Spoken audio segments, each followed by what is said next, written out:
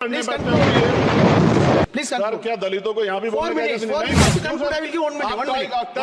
अगर सबको 4 मिनट दे दो मुझे दे दो। Finish in 1 minute. ये भेदभाव नहीं चलेगा दलितों के साथ। Time is 4 minute, don't waste. भाई सर, आप चेक करो, अगर सबको 4 मिनट दिए तो आप मना करो, मैं बंद कर देता हूँ उसको।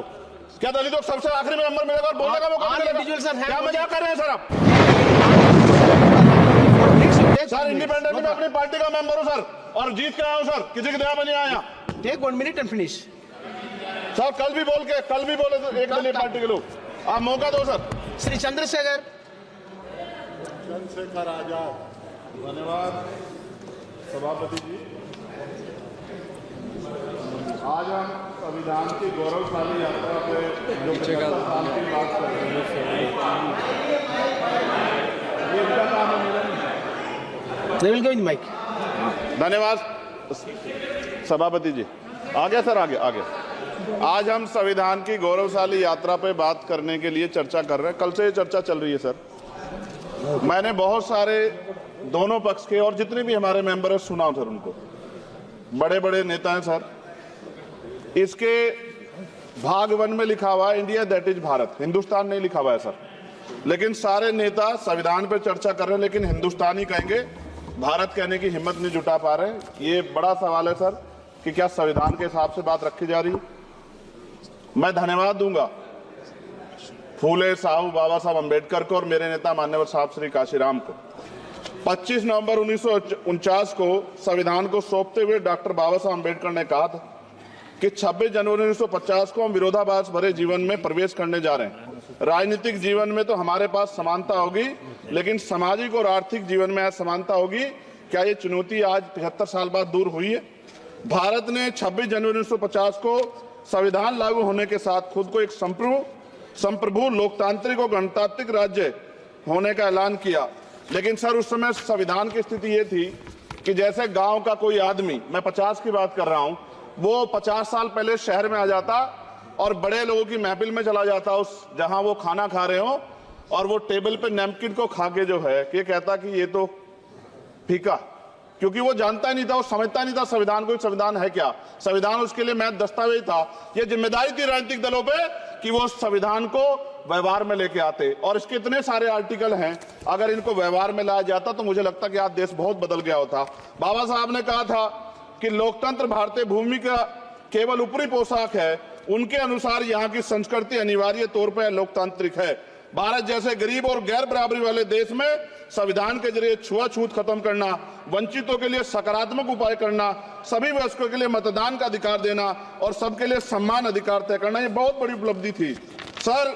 ये संविधान है कि आप वहां बैठे हैं और मैं यहाँ खड़ा होकर अपनी बात रख रहा हूं, और इस देश में आदिवासी महिला के तौर पे जो है राष्ट्रपति बनी है, और प्राइम मिनिस्टर तो नहीं बना, लेकिन शेड्यूल कास्ट के बड़े नेताओं को भी जो है राष्ट्रपति बनने का मौका मिला। ये संविधान की देन। अगर वोट हम पे नहीं होता तो शायद अमीर और जो राजा महाराजा खुद को मानते हैं हमारी गलियों तक नहीं आ पाते, हमारे हाल नहीं जान पाते। आजादी का मतलब सर सिर्फ अधिकार पाना भर नहीं है, इसके लिए हमारे संविधान में सरकार और नागरिकों के अधिकारों के साथ साथ उनके कर्तव्यों का विस्तार से उल्लेख किया गया है। बाबा साहब ने संविधान सभा में दिए गए भाषण में कहा था कि स्वतंत्रता आनंद का विषय है, पर अब हमें अपनी जिम्मेदारियों पर भी ध्यान देना होगा। संविधान ने सुनिश्चित किया कि रानी के पेट से राजा जन्म नहीं लेगा, वोट से नेता तैयार होगा। आर्थिक बराबरी के लिए सरकार क्या कर रही है? गरीब और गरीब हो रहा है और अमीर हो रहा है। सुबह उठते कहीं बम की धमकी मिलती, कहीं दंगे की। ये अमृत काल है सर या धमकी काल है? कितना बढ़ रहा है आर्टिकल 15 सर। भारत में आज भी घोड़ी चढ़नी बैठनी होती है सर। क्या दलितों को यहाँ भी बोलने की सर? अगर सबको 4 मिनट दे दो मुझे दे दो। ये भेदभाव नहीं चलेगा दलितों के साथ। Time is 4 minute, don't waste.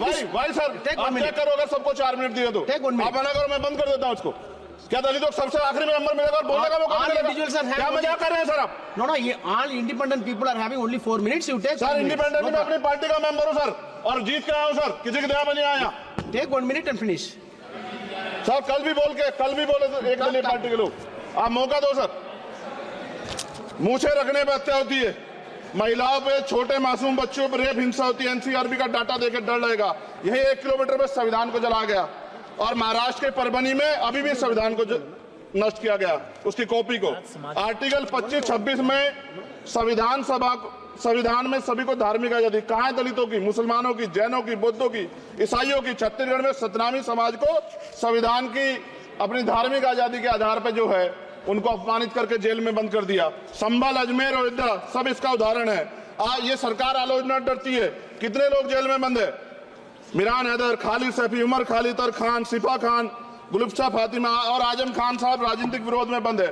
सरकार यहाँ बैठी है, सरकार सामाजिक न्याय की बात करती है। बताए कितने दलित मुख्यमंत्री बना रखे हैं आपने? 13 ज्यादा सरकार स्टेट में सरकार है। कितनी महिला मुख्यमंत्री है? आपकी सरकार ने सुप्रीम कोर्ट के आदेश के बाद रिजर्वेशन प्रमोशन में जारी नहीं किया। और ओबीसी को पॉलिटिकल रिजर्वेशन आप देंगे नहीं देंगे, आप बताने का काम करें। मैं 75 साल की गौरव यात्रा में हम एक सभ्य समाज नहीं बना पाए, इसलिए जाति आधार पर SC ST OBC के बच्चों को प्राइमरी स्कूल से लेकर उच्च संस्थानों में भेदभाव किया जाता है।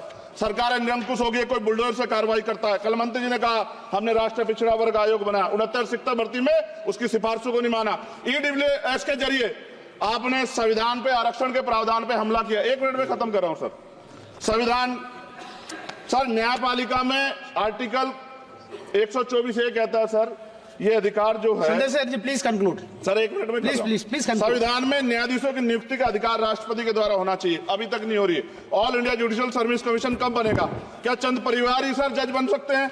और आज हम सर, मैं सरकार से सवाल पूछना चाहता हूं सर, सेवाओं में SC ST OBC वर्ग का कितना प्रतिनिधित्व है?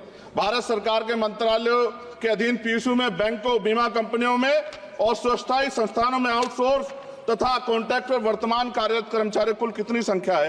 आउटसोर्स और कॉन्ट्रैक्ट में कार्यबल SC ST OBC कितना प्रतिशत है? निजी क्षेत्रों में कार्यरत कर्मचारी उनके SC ST OBC की वर्ग लाभ। सर खत्म कर, लास्ट पॉइंट सर। सर मैं फिर स्पष्ट तौर पर कह रहा हूं सर, यहां बैठे SC और OBC के मेंबर से कह रहा हूं सर, उनको सामाजिक जिम्मेदारी का ध्यान भी रखना चाहिए। पार्टी के प्रति वफादारी के साथ साथ अपने वर्गों के प्रति ईमानदारी भी रखनी चाहिए। ईमानदारी नहीं होगी तो इन वर्गों का भला नहीं हो सकता और हमें बहुत सरकारों से उम्मीद नहीं है। बहुत बहुत धन्यवाद सर। थैंक यू, बहुत बहुत धन्यवाद सर। आज संविधान की ऊपर चर्चा करने के लिए आपने मुझे। हेलो, कहाँ जा रहे हैं? ऐसे ही इंटरेस्टिंग वीडियो देखने के लिए आप हमारे चैनल को लाइक करें, सब्सक्राइब करें और शेयर करें। यदि आप फेसबुक, इंस्टाग्राम और ट्विटर पर देख रहे हैं तो डिस्क्रिप्शन में लिंक है, उसे भी जाकर फॉलो कर लें। धन्यवाद।